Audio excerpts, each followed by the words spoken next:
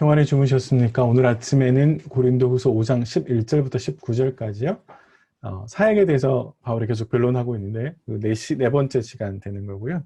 초제목을 보면 겉면을 위한 배경이라고 저희들이 볼 수 있습니다. 왜 그러냐면 어제부터 계속 저희가 말씀을 드리고 있는데요. 바울이 자신의 사역을 이론적으로 변론을 했습니다. 여기까지가 다 그런 내용이었고요. 그리고 난 다음에 바울이 이제는 뭘 하냐면 이 변론을 기반으로 해서 고린도 교회를 건면할 겁니다. 그것이 7장 4절까지 이어지는데 그 중에서 바울이 오늘은 건면의 배경에 대해서 이야기를 합니다. 내가 여러분들을 건면하는데 이런 것들 때문에 여러분들에게 건면합니다 라고 이야기를 하죠. 거기는 이제 하나님의 성품이라고 하는 것들, 심판하시는 것과 사랑에 대해서 이야기하고요. 사실은 이제 하나님이라기보다는 주님이 더 가깝습니다. 주가 예수님이 더 등장하는 거고요. 그 주님의 성품과 그분이 주신 직분에 근거해서 바울을 설명하고 있습니다. 여기 흐름이 이렇게 되고 있다는 것 좀 기억하시면서 갔으면 좋겠고요. 자, 본문을 좀 이해하면서 들어가 볼까요? 오늘 본문은 이렇게 세 개 단락으로 크게 구성되어 있습니다. 첫 번째 바울은 주의 두려우심을 알기에 사람들에게 건면한다라는 거고요. 두 번째는 그리스도의 사랑으로 건면한다. 세 번째는 화목하게 하는 직분을 주심으로 인해서 건면한다. 이렇게 크게 세 가지 단락으로 설명을 하고 있습니다. 각자의 한 조금씩 본문을 안에서 보면요. 주의 두려우심이라고 하는 건 뭐냐면 사실 그 바로 앞절에 5장 10절에 주님께서 각 사람의 행한 대로 갚아주실 겁니다 라는 이야기를 바울이 했는데 바로 그거와 관련되겠고요. 그래서 행이 보응하시는 하나님, 그런 주님에 대해서 바울이 설명을 합니다. 그래서 내가 행한 모든 것들이 사실은 계산되고 있다라고 하는 것들을 우리는 염두에 두어야 할 것 같습니다. 참 무서운 이야기이긴 한데요. 내가 선을 행한 것은 하나님께서 선한 것으로 갚아주실 것이고 반대로 내가 악을 행한 것은 심판의 모습으로 갚아주실 건데 그건 사실 다 모든 것들이 다 계산되고 있다라고 하는 것을 우리에게 이야기해 주는 것이죠. 근데 바울이 여기에서 이 이야기를 하고 난 다음에 고린도 교회를 향해서 여러분 저의 좀 진정성을 알아주시면 좋겠습니다 라고 이제 이야기를 하는데요.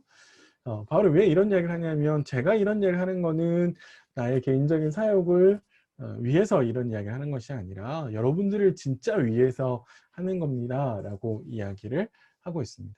사실 고린도 교회가 바울의 진정한 마음을 진심을 헤아리지 못했죠. 그래서 바울이 굉장히 답답했는데 우리는 아침에 좀 생각하시면서 누군가의 진심을 알아주는 것, 누군가의 진짜 마음, 의도를 헤아리는 것, 그것에 대해서 한번 생각해 보시면 좋을 것 같습니다. 특별히 교회를 위해서 수고하시는 사역자들, 또 실제로 교인들을 위해서 권면하는 것들, 때로는 그 말이 아프지만 진짜 그를 위해서 하는 말, 그래서 진심을 좀 알아주면 좋겠다라는 생각이 듭니다. 그런 것들 한번 생각해 보시고요.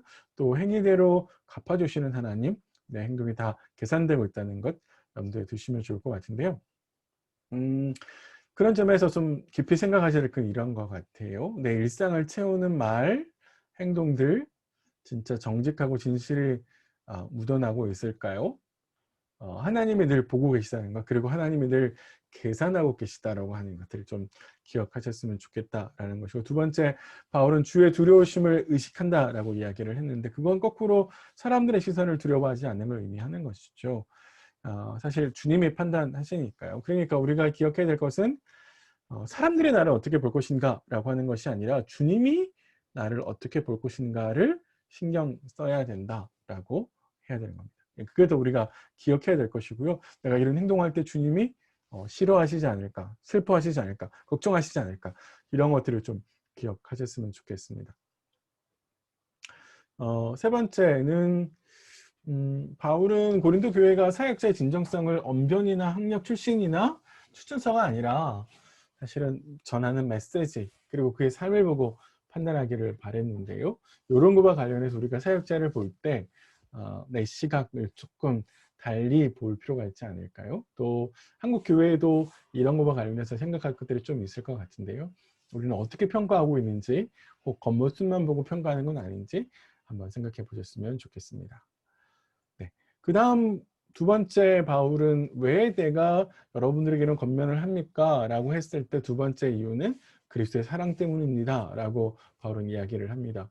사실 그리스도의 사랑은 뭐 이미 잘 알고 계시는 것인데 예수님께서 우리를 위해서 죽으셨는데 그 죽으신 이유는 뭐냐면 우리 각 사람으로 하여금 자신을 위해 살지 말고 예수를 위해서 살아가도록 하기 위해서 그리고 그리스도의 사랑이라고 하는 것 중에서 다른 사람들을 볼 때 외형만으로 판단하지 않고 실제로 그리스도의 관점에서 하나님의 입장에 하나님의 마음으로 많은 사람들을 바라보도록 하기 위해서 예수님께서 돌아가셨죠. 바울에게서 이것은 예수님의 다메섹 도상에서 주님을 만난 것과 관련되어 있고요. 그리고 사실 고린도 교회를 계속 권면하는 이유가 사실 하나님의 시각에서 주님의 사랑이라고 하는 관점에서 바라보기 때문에 그들을 계속해서 권면하는 것이다 라고 볼 수 있는 것이죠.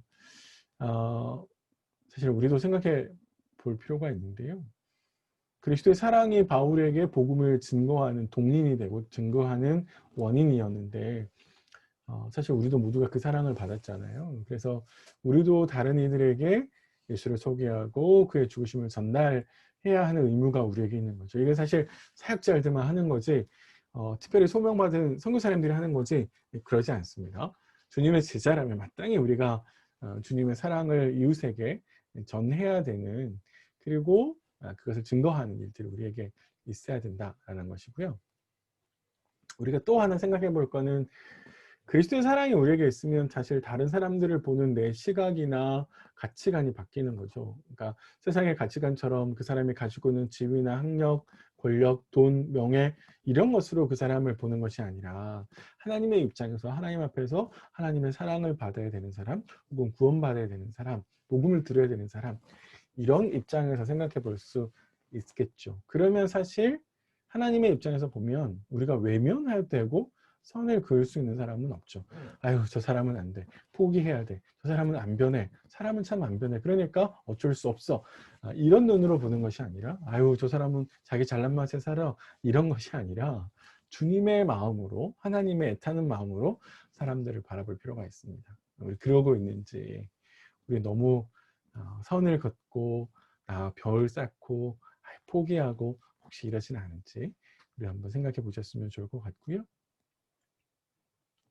세 번째, 이제 바울은 하나님이 내게 화목하게 하는 주님이 내게 화목하게 하는 직분을 주셨습니다 라고 하는 말 때문에 자신이 원래 맡은 소명이 많은 사람들에게 복음을 증거해서 하나님과 화목하게 하는 그런 직분을 주셨기 때문에 이 일을 감당합니다 라고 이야기를 하고 있죠. 특별히 로마서 3장 25절에 화목 제물로 주님을 하나님께서 세우셨죠. 그래서 화목하시는 길을 열어주셨고 주님은 다시 바울에게 그렇게 화목할 수 있는 복음이죠, 사실. 그 복음을 증거하는 소명을 주셨습니다. 바로 이런 소명을 받았기 때문에 바울이 사람들에게 화목할 수 있는 복음을 증거하는 것이고 하나님의 부르심에 맞게 사는 삶을 증거하는 것이다 라고 이제 이야기하는 것이죠.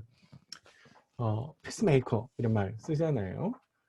우리가 하나님이 우리를 부르셨을 때는 피스메이커로 부르는 거죠. 세상과 하나님 사이에서 화목하게 하는 사람, 중재자, 평화의 중재자 이런 것인데 사실 주변에 혹 하나님을 모르는 사람들 그리고 주님을 모르는 사람들 하나님과 화해할 수 있도록 내가 중간에서 중매를 해야 되는 사람은 누굴까 한번 생각해 주시고요. 떠올려 보시고 또 그를 위해서 기도하시고 또 그를 위해서 전도할 수 있는 복음을 전할 수 있는 기회를 하나님 좀 주시도록 같이 기도했으면 좋겠습니다. 네, 오늘 같이 생각했던 말씀 하루 종일 좀 기억해 보시고요. 오늘 하루도 말씀 안에서 승리하셨으면 좋겠습니다. 저는 내일 아침에 다시 찾아뵙겠습니다.